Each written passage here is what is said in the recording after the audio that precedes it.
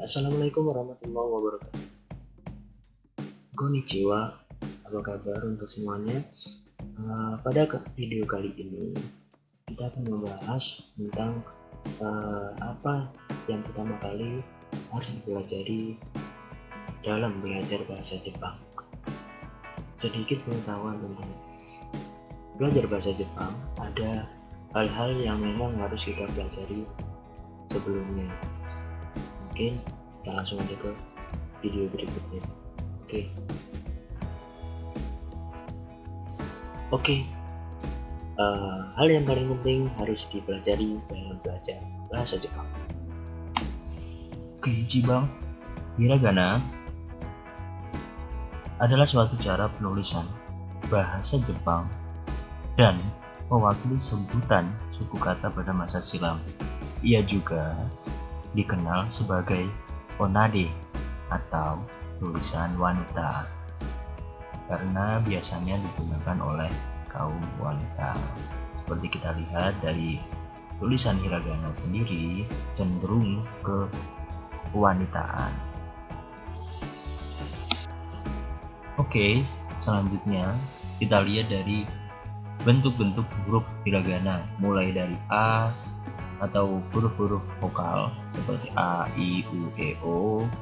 Dan di sini huruf hiragana tidak seperti huruf romaji atau huruf yang kita gunakan di bahasa Indonesia seperti A, I, U, E, O itu tetap ada, tapi B, C itu tidak seperti itu kalau di pembahasan bahasa Jepang. Jadi bahasa Jepang itu menggunakan ka, ki, ku, keko, sa, ta, na, dan ada perpaduan antara huruf seperti ki dipadu dengan huruf ya, jadi kia.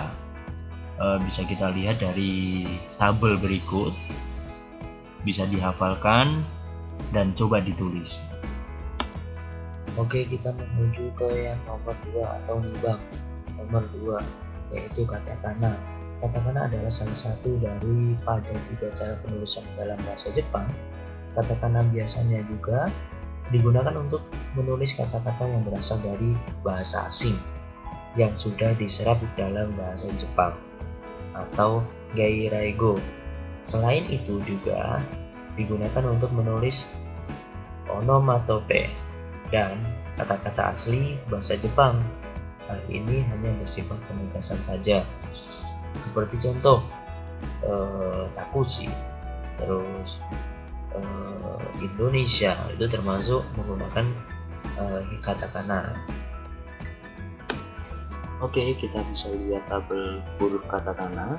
Huruf katakana sejatinya sama, A, I, U, E, O, K, K, K, sampai N. Tapi untuk huruf katakana sendiri itu bedanya di penulisannya. Dilihat dari bentuk tulisannya itu patah-patah, maka dengan itu biasanya orang menyebut katakana ini huruf laki-laki. Kita bisa lihat dari tabel berikut, dari A, I, U, E, O itu hurufnya patah, tidak melengkung tapi patah-patah. Oke, bisa dipelajari dan dicoba ditulis supaya lebih cepat memahami. Oke, kadang-kadang juga diidentikan dengan penulisan untuk nama. Jadi di sini kita bisa lihat tabel berikut ini atau Y, itu penulisannya dengan I dan E. Di situ ada wi, penulisannya dengan wa dan tambah dengan T dan huruf-huruf berikutnya bisa kita lihat di tabel berikut. Oke, yang berikutnya sangbang, atau di sini kita sedikit memberikan pengertian terkait dengan kanji.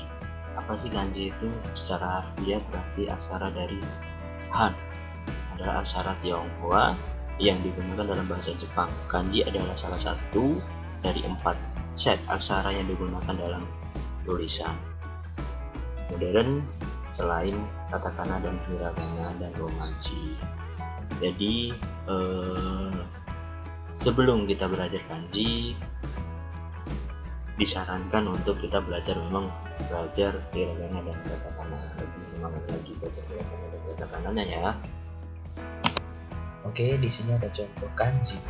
Yang pertama ada kanji Jepang atau kanji Jepang. Yang kedua itu ada kanji Tokyo, Osaka, Hokkaido.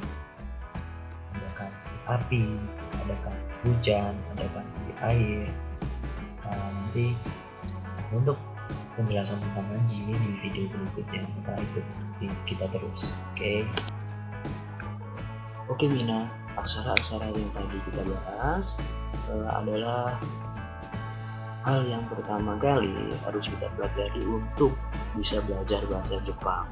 Untuk itu, untuk Mina semuanya jangan lupa lebih semangat lagi menghafal hiragana, katakana, dan dicoba ditulis. Kalau tidak kita coba ditulis, kita nggak akan pernah bisa untuk menulisnya, karena kalau hanya menghafal kita hanya bisa membaca saja. Jadi disarankan untuk dibaca dan selanjutnya ditulis. Dan coba belajar membaca dari kata-kata bahasa Jepang, kata-kata hiragana bahasa Jepang, dari anime kita bisa baca semuanya. Lebih semangat lagi untuk belajar hiragana dan katakana. Sampai jumpa kembali di video berikutnya, dan ikuti terus, jangan lupa like, comment, and subscribe. Apabila ada sedikit kekurangan, kami mohon maaf. Tolong tulis komen Anda ketika ada kekurangan dari kami. Sayonara.